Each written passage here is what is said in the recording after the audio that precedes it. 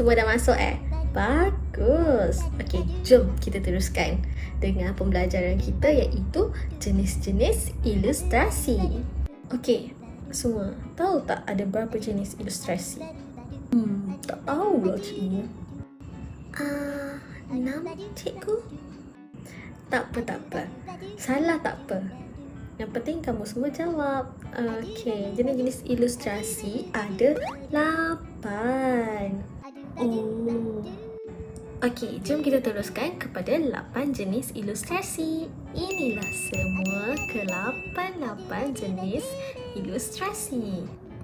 Nampak kan kita ada 8 jenis. Jadi kita akan pergi yang pertama iaitu ilustrasi alam. Apa tu ilustrasi alam? Ilustrasi alam ni dia menggambarkan lukisan dan catatan yang merujuk kepada subjek semajadi seperti tumbuhan dan haiwan. Selalunya digunakan dalam penghasilan ilustrasi untuk stem. Tahu kan stem? Jadi penggunaan ilustrasi alam ni selalu digunakan dekat stem-stem kita yang kita nak lekat dekat surat tu untuk post. Okey, kita pergi yang kedua pula iaitu ilustrasi haiwan. Ilustrasi haiwan ni dihasilkan atau direka untuk menunjukkan lakaran bahagian haiwan macam ni. Dia memaparkan raja segmen badan dan otot haiwan dari jarak dekat dengan penerangan yang jelas. Nampak tu? Jelas kan? Itulah yang dimaksudkan dengan ilustrasi haiwan. Selain itu, ilustrasi haiwan ini juga selalu digunakan dalam penghasilan stem. Kita pergi kepada yang ketiga pula iaitu ilustrasi perubatan.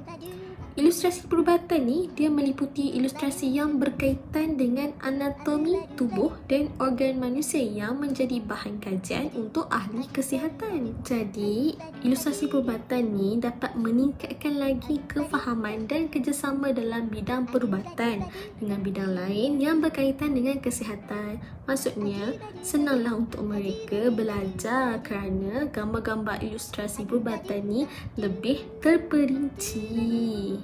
Yang keempat pula adalah ilustrasi fashion. Siapa yang suka pakai smart-smart, cantik-cantik tu, awal-awal nak jadi baju-baju yang cantik tu mestilah ada lakaran dia. Itulah function ilustrasi fashion, digunakan sebagai lakaran idea awal sebelum menyiapkan rekaan fashion yang sebenar. Dan selain daripada lakaran idea awal, ilustrasi fashion ni juga adalah sebagai gambaran visual idea persembahan akhir sebelum diperagakan oleh model fashion. Jadinya diorang dah lakar siap-siap macam mana persembahan tu, siapa pakai baju ni, pakai baju tu untuk lebih teratur. Semuanya dah ada visual.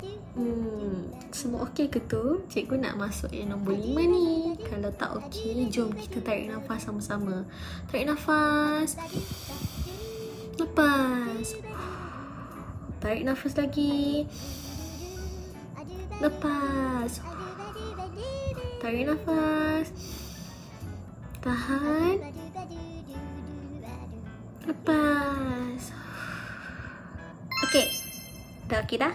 Semua dah okey kan? Jadi kita boleh teruskan dengan nombor 5 iaitu ilustrasi teknikal.